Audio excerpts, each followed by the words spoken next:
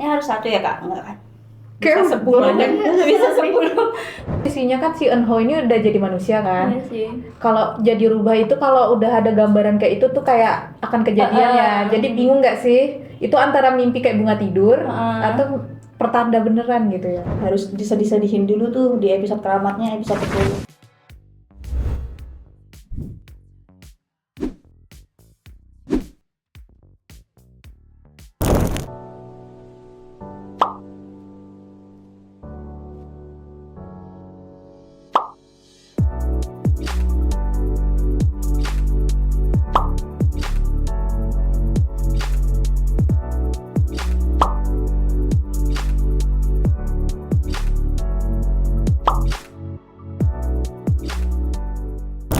Ngotain drakor, ngotain aja nggak sih? Kita kembali lagi di segmen Ngotain Drakor dengan tema romantis ya. Romantis, fantasi, komedi. Komen. Ya kan? Ya, judulnya adalah No Tell to Tell. Diperankan oleh siapa, Fit? Hyeon. Hyeon. Sama Solomon. Iya, Solomon itu Terus pemeran iya itu utamanya ya. pemeran utama wanita dan prianya. Ya. Nanti tambahannya nyusul lah ya, pas kita bahas-bahas gitu kan. Mungkin Kak Yunda bisa menyampaikan sedikit sinopsisnya ya. Nah, sinopsisnya ini sedikit aja. Jadi si ini ya, Hyeon ini menjadi rubah ekor 9. Gomiho ya, kalau dikenal Gomiho. Terus juga Park Solomon ini dia jadi ini tim sepak bola yang cukup terkenal, memiliki kesempurnaan yang luar biasa dan ada sedikit kesombongan lah pada Park Solomon ya, karena dia udah nyaris sempurna gitu. Sementara si rubah 9 ini, Hyeon ini dia tidak mau menjadi manusia. Berbeda dengan rubah-rubah yang lainnya gitu ya. Nah, dengan tragedi sesuatu hal, pertukaran takdir dan lain sebagainya, akhirnya Park Solomon berubah takdir gitu. Karena sih rubah 9 ini tadi gitu. Nah, terus bagaimana kelanjutan ceritanya akan kita ceritakan di sini bareng-bareng gitu. Sebenarnya untuk kayak pergumiho-gumihoan ini udah pernah ada ya temanya ya. Kayak Udah banyak ya kak drakor yang Hmm. tentang Gumiho, karena memang di Korea kan memang identik Ya, bagian dari sejarah itu Gumiho-nya. mitologi. Kalau kita kan apa ya? Apa ya? Apa ya? Apa ya? Mutejo ya. Kurang bagus sih butuh itu. Tuyul kali ya. Coba. Enggak lah. Itu hantu ya kak? Ya gimana lah ya. Siluman apa coba? Iya, siluman ular. Iya kan, Dewa Sanca. Dewa saja. Ya sejenis legenda ya, Hmm, yang ya, kayak legenda. masih eksis sampai hari ini gitu. Tapi ini di Korea. Oke. Nah mungkin kita akan mengulik tentang karakter utama atau karakter yang menjadi favorit kita kali, walaupun bukan karakter utama gitu. Siapa kira-kira dari semua pemeran di drakor No Tell to Tell ini? Dari siapa dulu? Diam-diaman. Siapa yang Kayaknya mau video jawab dulu nggak? Dari Apa mau deh? aku. Kamu dulu deh. Ini harus satu ya kak? Enggak kan? Kayak Bisa 10 kan? Bisa 10. Aku suka sama pemeran utamanya sih kak, Hyeon sama si Solomon. Dua-duanya. Oke. Tapi sebenarnya yang rubah ekor 8 itu lucu juga ya kak. Dia kyowo gitu ya. Kyowo gitu ya, polos-polos gitu. Karakternya lembut, Iya. tapi menusuk juga dia ya. Ya, tapi kita nggak tahu ya ke depannya gimana. Kalau Hyeon sukanya tuh karena kenapa dia? Actingnya ada, dia waktu dia kan berubah nih. Terus dia ngelihat yang zaman dulu kak, yang manusianya di yang kakaknya disiksa gitu-gitu. Dia tuh kayak meratapin manusia tuh nampak kelihatan banget dia nggak sukanya gitu loh. Ya, padahal dipikir-pikir dia juga manusia ya. Iya lagi. Iya, tapi dia menjiwai rubah ya. Seolah-olah dia emang siluman gitu. Seolah-olah memang dia bukan spesies manusia gitu loh. Kayak makhluk lain yang tidak suka dengan manusia gitu aktingnya. Kalau Solomon lucu sih. Perannya kali ya. Iya. Yang songong kan biasanya kalau cowok tuh ya apa adanya lah ya. Ini narsis banget ya. Ya. Kayak narsistik banget emang dia. Aku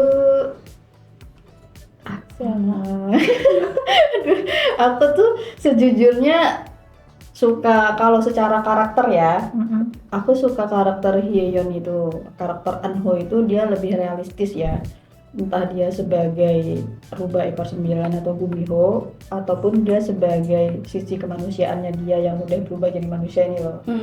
Karena kan dia tuh terlalu relate untuk ditemui di kehidupan nyata. Ada banyak orang yang kayak Hyeon ini, denial gemas. Dan dia bertingkah seolah-olah dia sedikit arogan itu ya karena dia tidak ingin terlihat lemah aja sih.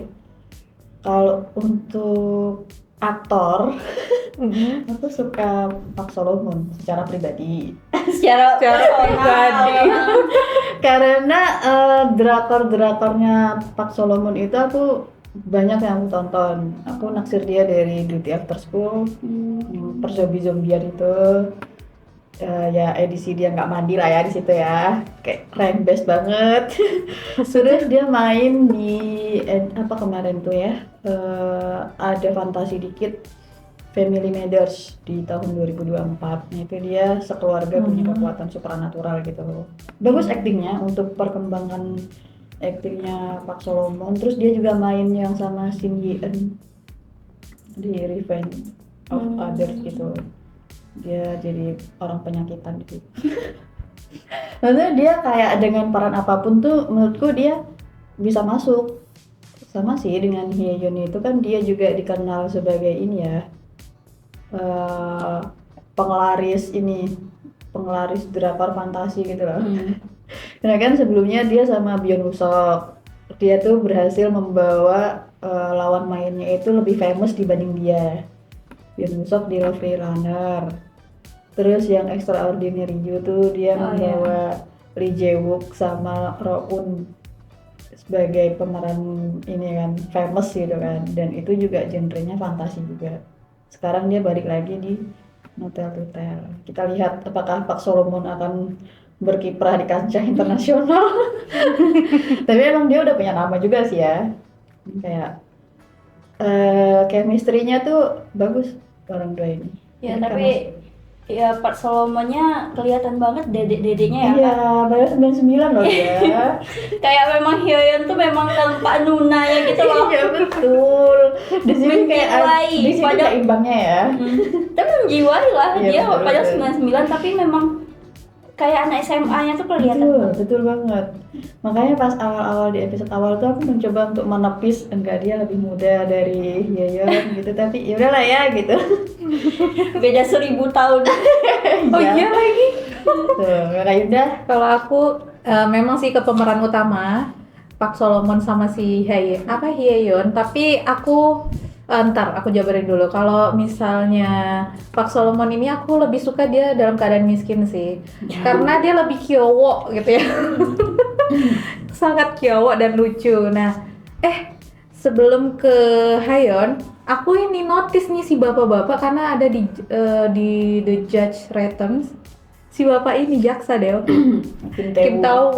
Kim Tae-woo. Tapi dia jadi villain sini. Nah itu sih aku tuh kayak membandingkan karakter bapak itu yang di itu kan jadi jaksa itu sama di sini. Kok lucu dia jadi perdukun-dukunan ini gitu. Aku nggak tahu ini aja. Terlihat aja nih bapak. Ntar IMAX dia ini di jaksa di otak aku gitu. Aduh gimana nih? Aku bilang gitu kan. Terus kalau misalnya Hyeon itu, nah dia terlalu realistis untuk hal-hal yang ia temui gitu. Nah jadi aku suka banget sih cara pandang dia, cuman ada beberapa cara pandang yang mungkin harus dia rasakan sendiri, kayak misalnya jadi manusia itu kan, terus dia ketemu sama si Pak Solomon ini gitu. Adalah sedikit hatinya tergerakkan untuk jadi manusia gitu. Itu sih sukanya. Oke. Kalau nextnya adegan gitu ya. Iya, Adegan. boleh. Adegan yang paling memorable mungkin atau favorit atau paling dinotis ya, penting nggak penting lah ya. Tapi kayaknya ini memorable banget sih waktu kita nonton gitu. Siapa mau duluan? Siapa? Kayaknya Aku ya, adegan makan mie. Ya. makan mie. Tapi jujur pas itu aku langsung bikin mie juga. Astagfirullah. Aduh, adegan makan mie terus mereka bengkak mukanya kan. Pakai sendok itu berdua tuh. Oh, kataku apa coba? Oh, alergi orangnya. Langsung nggak bengkak kan, terus tidur pakai sendok itu. Matanya. Itu memang sedikit konyol ya mereka berdua ini. Katanya sibuk untuk membenahi diri. Soalnya ini ada pas bagian mereka ini Hayeon itu ngajak dia jalannya tuh cepet gitu nah. Terus aku ngeliat BTS-nya kan. Behind the scene-nya. Behind the scene-nya tuh kan. Terus tuh ini ternyata lebih lucu behind the scene-nya. Mereka Kayak cuma diem kan? iya gini-gini doang kataku. Aku itu sih. Oh ya. Itu. Jadi ya. Kalau aku setiap Hyeon tuh ngelihat kesengsaraan manusia gitu loh kak. Kayak dia ngelihat manusia tuh jahat, ngelihat manusia tuh bakal meninggal tuh jadi kelihatan banget sedihnya gitu nggak sih? Itu jadi satisfying bagi dia kan? Iya, enggak, dia waktu ngelihat kakaknya meninggal, Oh iya. dia kan kayak jadi sedihnya tuh kerasa, terus betul. takutnya dia menjadi manusia. Lebih kerasa ke kitanya juga ya. Lebih kerasa kayak kok kenapa ya orang-orang mau jadi manusia gitu loh. Iya, betul, Kalau betul. nggak tahu aja Hyeon banyak manusia yang pengen jadi ubur-ubur Iya. ya. Iya lagi. Kupikir yang dia kayak pas ngelihat manusia yang pas dia ketemu hari ini manusia ini baik, besok ketemu lagi manusia berubah jadi jahat gitu. Enggak, ya setiap dia ngelihat kesengsaraannya sih Oh, kayak iya. apa sih orang-orang berubah semua rubah tuh pengen jadi manusia, nggak lihat gitu manusia segini Betul. segini apa ya rumitnya, rapuhnya gitu loh. Makanya kan definisi manusia bagi dia itu ya sulit, rapuh, Iya. sementara. Sementara Iya, terus waktu si Solomon baru pulang dari luar negeri pasti yang di dia bandara itu aku yang malu kak. Kayak stop Solomon, stop. narsis Dia abis. kan narsis banget. Dia kayak orang nggak mau minta tanda tangan dia sih ya kan, dia minta tangan. Tapi terbalas nggak sih dengan pembalasannya Anho? Lepas suatu koper kali. Malu aku. Aduh ya Iya. ampun, itu ngomong-ngomongin koper nih, kopernya kuning kak. Ya, itu kayaknya ada pertanda ya. Iya kayak warna-warna kuning nih agak Nah, nyambung kalau Runner kemarin. Iya, payu kuning. tuh. Ada apa nih dengan warna apa kuning yang ya? teori warna Ya. kuning ini. Nanti kita bahas di part teori ya. Iya, jadi dua itu sih kayaknya yang paling memorable sih sampai saat ini. Kalau aku memorable-nya ya udah disebutin juga sih. Itu kayak adegan-adegan lucu. Tapi aku lebih terngiang-ngiang dengan part ini yang waktu Solomon. Aku nggak tahu Solomon itu ngomong dengan kondisi dia sengaja menggoda Anho atau emang itu ketulusannya dia ya, melihat sikapnya dia tuh sedikit arogan gitu loh, si Yolnya ini kan. Waktu dia bilang aku cuman punya kamu itu bisa jadi kerabatku, keluargaku, dan juga temanku. Aku nggak punya siapa-siapa, jadi kamu juga harus mencemaskan aku. Nah, itu aku terngiang-ngiang banget nih part yang itu dia ngomong sama si Anho nih kan. Ini kalau Anho-nya dia sadar dia manusia nih bisa Baper ya. ini. Kena Baper ini. ini ya kan. Iya betul, kena ini. Terus Ujung-ujungnya iya. ya kan dia seneng agak gemas-gemas gimana gitu kan. Enggak, ujung-ujungnya kan waktu dia yang di rumah sakit Ya. kan terngiang-ngiang tuh Iya kata-kata kan? itu. Nah, dia aja terngiang-ngiang apalagi aku ya. Terus Agak nih, lain. yang kedua yang nyambung sama yang dibilang video tadi, ketika Hyeon melihat kesengsaraan manusia, dia tuh yang ada kalimat dia yang buat aku terngiang-ngiang juga. Begitulah manusia. Dia Serakah. cepat melupakan kebaikan dan menyimpan dendam selamanya. Itu jadi reminder untuk kita semua. Iya, benar. Itu yang memorable di aku sih. Iya sih. Nggak untuk adegan-adegan konyol-konyolnya ya lucu sih. Sebenarnya banyak sih memang kata-kata dari si Rubah itu yang sangat relate ya Kak. Betul. Can relate ya. Ya itu sih. Teori-teorinya nih apa nih tadi? Ada yang bilang kuning-kuning Oh kan iya, ya? teori warna ya itu. Warna kuning. Kuning. Sesuatu yang tidak bisa kita skip sih. Harus dibahas. Makanya kenapa covernya harus mencolok kuning Iya. banget ya. Dan kenapa nggak diganti-gantinya gitu loh? Ya. Kalau misalnya Ganti dia kayak Raya. Iya, tapi setelah 10 tahun masih Iya. ada cover itu kuning itu. Oh iya bener, teori banget. Gimana? Tapi tunggu dulu. Kalian bukan. Kalian teorinya teori mana dulu nih, mengaitkan ke Lovely Runner atau enggak? Atau campur aduk nih? Sebenarnya yang pakai kuning itu banyak Kak. Ya. Bukan cuma Lovely Runner kan. Oke, terus Itu yang apa namanya? Goblin itu juga kuning. Iya, kuning-kuning. Oh iya. Shawlnya merah tapi ada ini payungnya kuning. Sesuatu yang kuning-kuning. Teori warna. Tapi kalau aku sebelum membahas teori warna kuning, aku notice ke judul. nah judulnya. Judulnya itu kan Hotel to Tell, tidak ada ekor Hmm. untuk diceritakan. Tapi aku nggak tahu ya secara itu harfiahnya ya. Secara definisinya aku nggak tahu apa maksud dari Hotel to Tell-nya nih. Apa? Tidak ada ekor? Untuk diceritakan. Jadi kenapa dia di situ ada kalimat kata notelnya. Jadi kayak apakah Anho pada akhirnya akan menjadi manusia karena tidak ada ekor dari judul itu, atau dia hanya diberi pemahaman dari sang dewa gitu loh, tentang menjadi rubah ekor 9 itu tidak boleh ya semena-mena, arogan juga gitu. Tapi dia harus memahami ada sisi manusia yang dunia manusia juga gitu yang harus dia pahami karena keseimbangan kehidupannya dia itu kan itu dari teori judulnya Notel Total. Apakah Yeon itu Anho itu akan tetap menjadi rubah atau dia seutuhnya menjadi manusia, kan mani rubahnya pecah tuh kan. Nah itu dia. Sama ini teori ngasal sih kayaknya. Kenapa Anho jadi manusia? Itu karena dia kayaknya melawan ini deh, melawan garis takdir dewa. Dia mencoba untuk menghidupkan kembali Kang Seol. Karena sebelumnya Kang Seol itu udah ini kan, diambang batas kan. Iya. Iya. Kita nggak tahu sih dia meninggal ya apa enggak. Cuman kan kayaknya itu bukan tugas dia untuk menghidupkan Seol gitu loh. Harusnya itu jatahnya dewa. Tapi dia yang mengambil langkah untuk menghidupkan kembali si Kang Seol.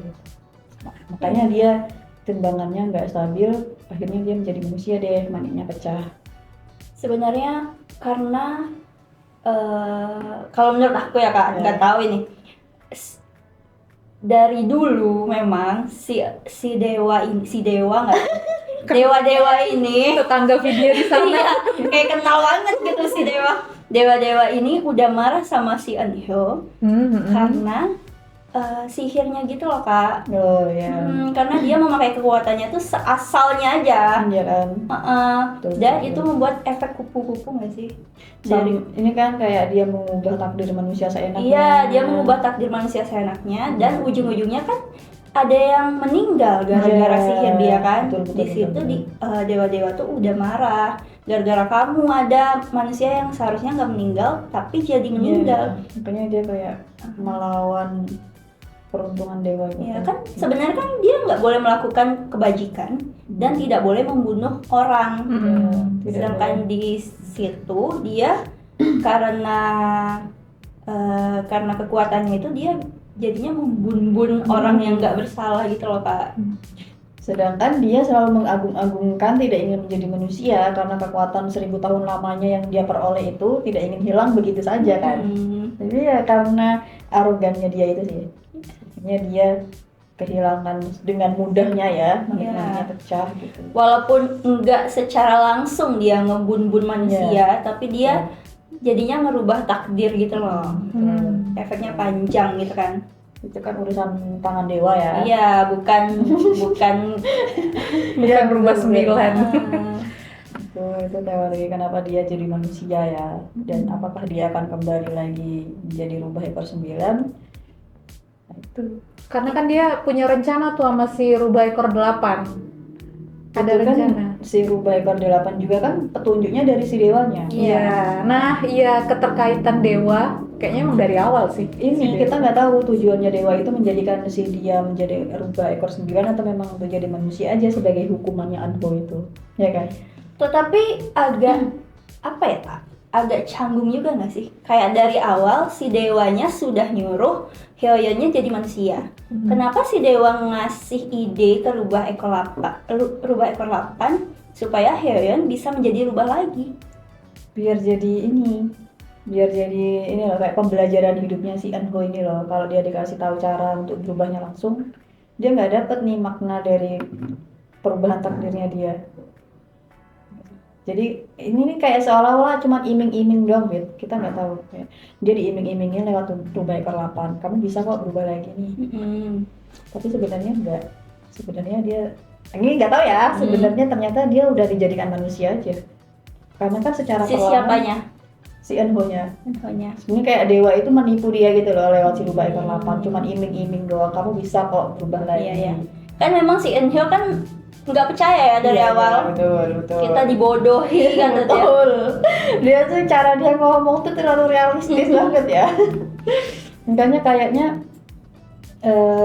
secara diam-diam dewa itu memang berniat menjadikan Anho ini manusia, karena kan secara tidak langsung Anho ini harus berbuat kebajikan terus bersama Siol. Sedangkan itu pantangannya dia untuk berbuat kebajikan itu dia akan berubah menjadi manusia. Itu kan? Sedangkan rubah ekor 8 dia butuh kebajikan agar bisa menjadi manusia. Perjanjiannya kan gitu. Mereka bertukar secara supranaturalnya si rubah ekor 8 itulah dia yang mencari gimana dengan kekuatan supranatural kekuatanku kembali. Tapi aku akan membantumu dengan aku berbuat kebajikan. Kamu akan berubah jadi manusia walaupun dia menitipkan manik rubahnya ya. Kayaknya cuman trik tipuannya si dewa ini biar dia memang ditakdirkan jadi manusia aja lah nih orang gitu. Kayaknya ya nggak tahu deh. Kayak kalau nggak kayak gitu dia tuh kita harus tahu alasan apa kenapa dia harus dijadikan manusia. Apakah dia tidak pantas menjadi rubah ekor 9? Kalau kenapa dia harus menjadi manusia karena memang kayak gitu Kak takdir rubah ekor 9. Oh, iya. Memang harus jadi manusia, memang ada batas waktunya gitu loh. Maaf ya Fit, aku lihat muka kamu ingat siapa tahu? Siapa? Lee Dong Woo. Kan dia Tapi lu Oh itu nggak berubah. kok bisa tiba-tiba Lee Dong Woo gitu? dia kan khatam banget sama rubah si Lee Dong Woo kan. Lee Dong Woo tuh ayang. Ya tapi Lira nggak berubah jadi manusia ya? Nggak berubah ya? Apa? Si Lee Dong Woo. Orang di The Nine Toilet itu dia nggak berubah jadi manusia. Enggak. Oh iya, enggak, iya. Karena kan ada berbagai macam pantangan juga untuk rubah ekor 9 itu ya. Kalau dia menjalin hubungan dengan manusia, dia juga Tujuan rubah itu kan dia awalnya rubah biasa ya. Tujuan dia bisa dapat ekor-ekor 9 tuh karena memang akhirnya tuh harus menjadi manusia gitu loh Kak. Makanya si dewanya bilang, ya kapan kamu akan menjadi manusia gitu loh. Sedangkan si rubah ekor 9-nya nih dia sudah apa ya, serakah juga nggak sih jatuhnya? Ya Biar kan karena ada- dia ada kekuatan gitu. Biar ada perubahan dari dirinya sendiri mungkin itu si mirip bapak sama ini. ini di My Roommate is a Gumiho, Jang Hyung sama Hyeri itu kayak gitu juga tuh. Tapi di situ dia manik rubahnya ketelan sama Hyeri. Jadi misinya Ketelan? Enggak, kenapa? Manik rubah tuh segede ini ya sih. Iya. Ketelan sama Hyeri, jadi si dianya tuh juga harus berbuat kebajikan gitu loh. Dan akhirnya dia naksir sama manusia gitu. Sama kan kayak di Pelirang itu dia nggak berubah jadi manusia walaupun dia naksir manusia kan. Tapi dia dapat takdir yang sangat pahit. Dalam 100 tahun selanjutnya dia dipisahkan sama pasangannya, bahkan dia reinkarnasi jadi siapapun juga tetap dicari pasangannya kan, Pelirang itu kan. Gak nonton sih. Di Ridho Mukul. Hah? Oh, no, tell to tell. No, tell to. Si the Santai ya. Santai bro. Ya, dia mencari itunya ya. Iya, dia Pasangannya. walaupun dia punya pasangan. Tapi kalau di My Roommate is Kira yang my roommate tuh. itu dia akhirnya kan dia sama manusia kan. Nah, dia berubah. Dia tuh kasusnya mirip sama si Anho sama si Yol ini. Berpasangan dengan manusia. Tapi kalau di dunia Lirang yang The Nine Pilot itu berubah sama manusia itu tidak boleh berpasangan, itu takdir yang berbeda, itu melanggar takdir dewa. Jadi ada dua pilihan, kalau kamu mau sama manusia, kamu harus berubah jadi manusia dulu. Gitu. Cuman kan kalau di Lirang itu kasusnya dia dewa gunung, makanya pas dia berhubungan sama manusia, kekuatan dewa gunungnya dicabut. Itu sih kayak ada banyak pilihan gitu. Jadi tentang rubah yang 9 ya, kita nggak tahu nih, soalnya kan ini bukan dongeng dari Indonesia Iya, ya. jadi kayak banyak versi ya. Punten, aku dari tadi Dewa Gunung bentar. Kok langsung kayak Ini gimana? ceritain apa nih kan? Kayak gitu ya. Ya, teori asal aja ini. Mas Bun. Sebut aja. Teori selanjutnya. Kisah Hayon sama siapa namanya tadi? Siol ini. Nah, si Siol ini kemungkinan, teorinya aku nggak tahu ya. Kemungkinan apa memang sudah menyukai Hayon dari awal? Sepertinya. Kalau aku tebak-tebak Jinggo, kemungkinan ada dari awal. Tapi kan bertumbuh kayak gitu. Karena gini, nggak tahu sih barang yang dia kasih ataukah berkesan atau gimana tuh yang si koper kuning itu kenapa masih dipakai dari awal hingga sekarang, ya kan? Dari dia masih kayak merintis banget sampai dia udah jadi orang banget tuh si sialnya. Kalau aku menjawab versi Anho dengan realistis ya, waktu itu kan Siol masih dalam kondisi miskin ya, dan pada saat itu ada datang sesosok makhluk gitu kan dengan percaya dirinya bilang kamu akan membutuhkan aku dalam jangka waktu entah kapan, dan dia meninggalkan kartu Gumiho itu. Kayaknya kalau dilihat dari sukanya tuh kayaknya bukan dari situ. Itu lebih ke kenapa dia menyimpan kopernya, lebih ke itu memorable buat dia karena ada orang random memberikan koper untuk dia. Menurut aku gitu sih, dan itu dia butuh tahu alasannya dari si Gumiho itu, kenapa kamu memberikan koper ini, ada alasan apa dibalik koper ini diberikan kepada dia gitu loh. Tapi kalau rasa senangnya si Yol itu dimulai pas mereka konyol habis daki gunung malam-malam. Terus kayak capek berat si Anho-nya ketiduran di meja. Dari situ sih dia kayaknya mulai tertarik ya, kayaknya nih orang setelah jadi manusia boleh juga kok gitu kan. Tapi pas dia masih jadi rubah kayaknya belum naksir sih. Dan ya kenapa dia harus ketemu sama Anho tuh ya, mereka tuh pasangan yang imbang, sama-sama arogan. Ya kan, cocok mereka tuh. Tapi juga Kak, kan dia waktu pertama kali ketemu si Anho, si Siol tuh dia lupa kan? Lupa. Apa pura-pura? Itu. Dan Gengsi ya? setelah si Anho pergi lagi ya, kalau nggak salah ya, ada dia bilang ya memang seperti itu. Datang tiba-tiba, terus Iya kan? terus bilang tiba-tiba juga. Ya sebelumnya dia bukannya lupa. Pura-pura. Itu pas dia di rumah itu kan yang kehilangan handuk. Iya. Iya, itu kayaknya dia gengsi deh karena dia udah kaya kan. Dan dia kayaknya masih denial kok di dunia yang modern ini masih ada sih. Tapi mungkin sebelumnya dia udah interest Kak. Iya kayaknya ya. Ya, sama si Hyun. Mungkin ditandain aja kali ya. Buat tandain nih orang gitu. Iya kayaknya. Berarti memang naksir dari awal. Kayak interest gitu, siapa nih cewek? Teori ya, masih teori. Gimana nih, bakal belayar nggak ya atau akan set ending? Tunggu Kak, sebelum itu ada teori satu lagi. Apa tuh? Yang si Hyeon mimpi dia di Sun pakai Sunbun. pedang sajin kan? Nah, pedang sajinnya itu teorinya. Iya, itu kan kita nggak tahu nih, ini endingnya nih kayaknya nih. Ya kan? Ya, Kalian nanya benar-benar tadi ending. bakal set ending atau gimana? kenapa sih Eunho mimpiin itu gitu loh.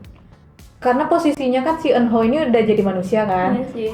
Kalau jadi rubah itu kalau udah ada gambaran kayak itu tuh kayak akan kejadian ya. Jadi bingung nggak sih? Itu antara mimpi kayak bunga tidur atau pertanda beneran gitu ya. Kenapa Itu dia harus gambaran ending yang disuguhkan SBS. Oh.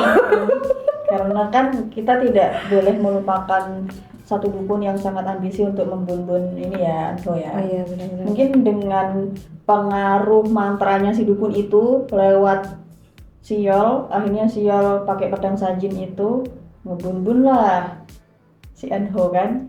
Tapi bisa jadi, itu bisa juga sih. Tapi bisa jadi juga karena si Eunho nih berpikiran kalau dia jadi manusia dia bakalan dibun-bun. Dan yang buat dia jadi manusia tuh si siol. Jadinya siol yang ngebun-bun. Tapi untuk mencapai siol membun-bun itu kita butuh tahu dulu kan. Ngebun-bunnya cuma dalam Pikirannya. ya kiasan gitu aja. Jadi manusia sama dengan meninggal.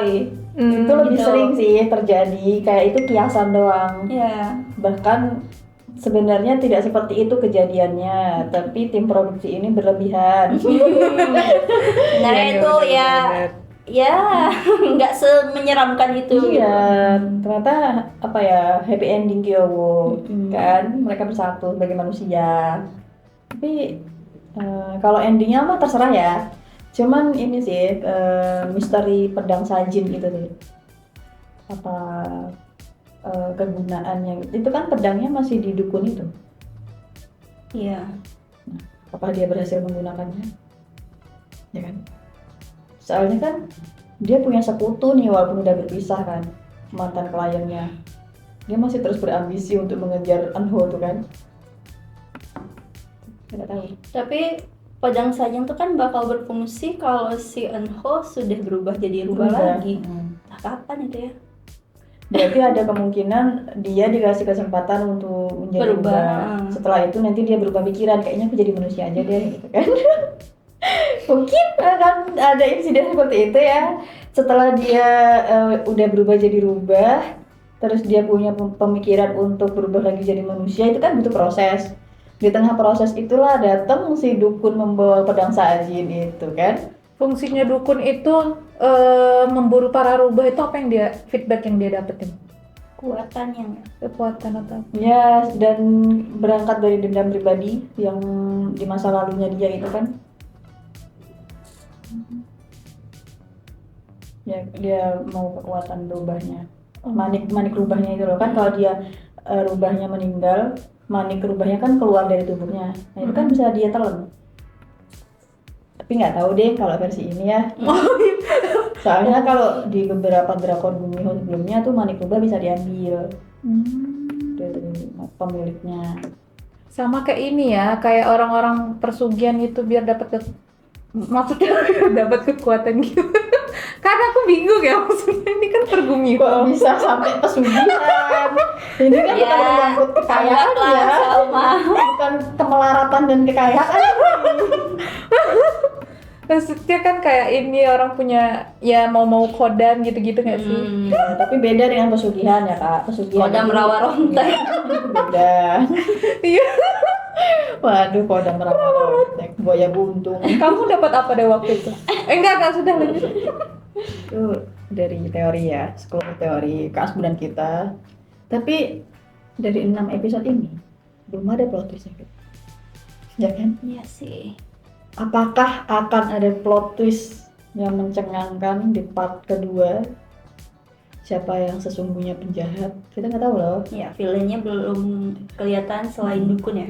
Soalnya si dukun itu juga setengah-setengah jadi villain, kayak nggak niat gitu dia jadi villain. Itu kayak bukan villain yang sesungguhnya gitu loh kayaknya. Memang bukan dia kayaknya. Kita nggak tahu kan. Siapa tahu nanti si temennya itu Sahabatnya Nggak tahu bersekutu bisa berubah jadi. ekor lapannya. Waduh. Rubah ekor lapan ya. Iya kan, soalnya dia polos banget kak. Yang polos-polos tuh kita nggak boleh Husnuzon seperti Siol tuh terlalu positive thinking. Iya lagi bener. Di sini itu malah kayaknya berbahaya ya, kayak perannya tuh lemah-lemah semua nih karakter pendukungnya. Kita nggak tahu kekuatan apa yang dia pakai untuk menimbulkan plot twist ini. Iya, soalnya kalau cuman dukun yang jadi villain itu kelihatan banget kan dari awal villainnya. Kalau cuma dia nggak seru nggak kaget gitu. Atau si Wusok itu yang akan bersekutu dengan dukun. Karena kan lagi makanya. dicari sama si dukun dari itu tadi kita bilang jangan sahabatnya. sama yang penabrak itu juga kalau nggak salah nyariin Wusok juga itu. Oh iya yang iya mantan kliennya itu.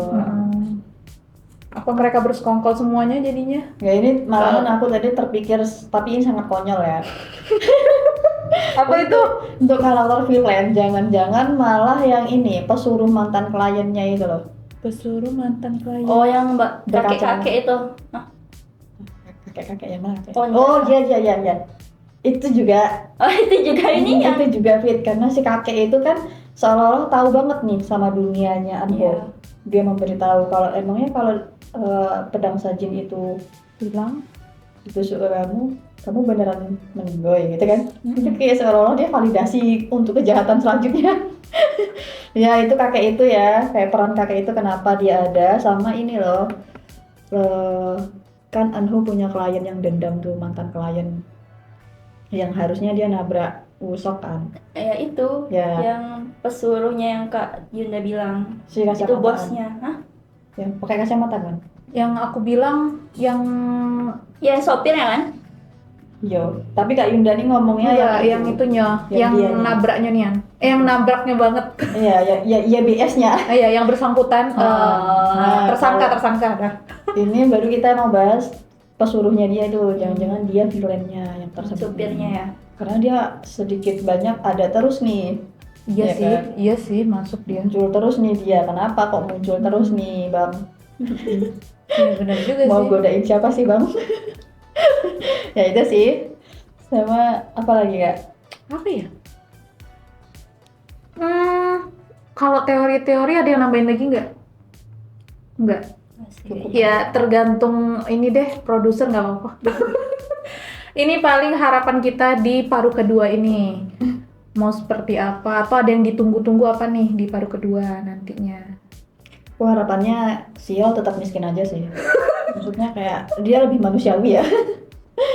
Kayak kalau pas dia kaya tuh dia tidak ada apa ya, sesuatu yang melekat gitu loh di dalam dirinya. Dia terlalu arogan. Pas dia miskin tuh dia manusiawi banget gitu. Iya benar.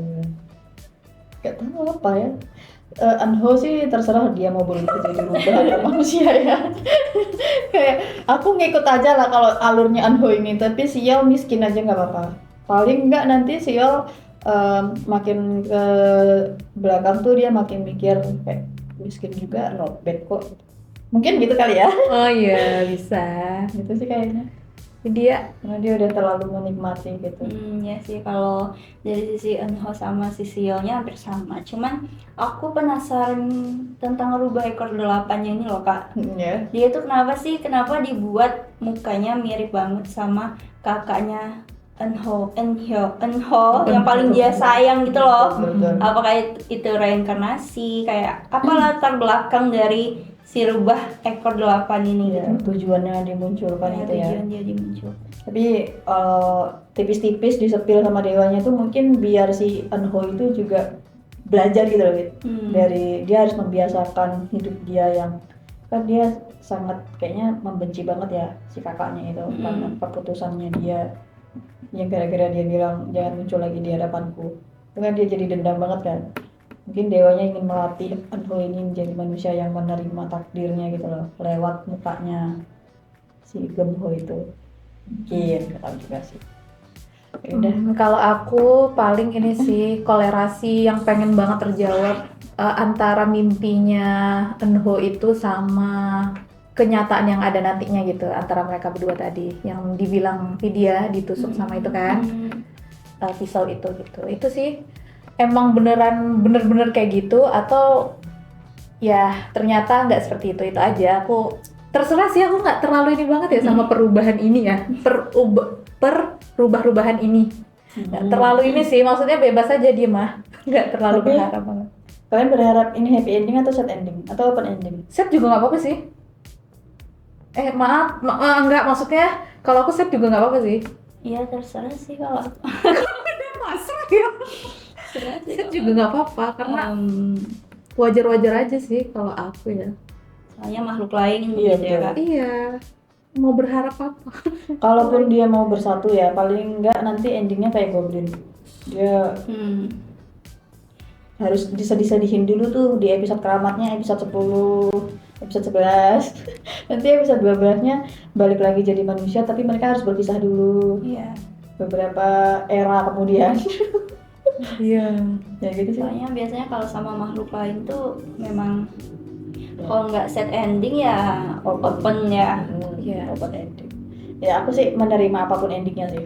Ya, berarti intinya ketiga kita terserah. Ya bebas lah, yang penting Bebas jelas lah. ini sial mau dibawa kemana nasibnya, apakah mau tinggal di atap.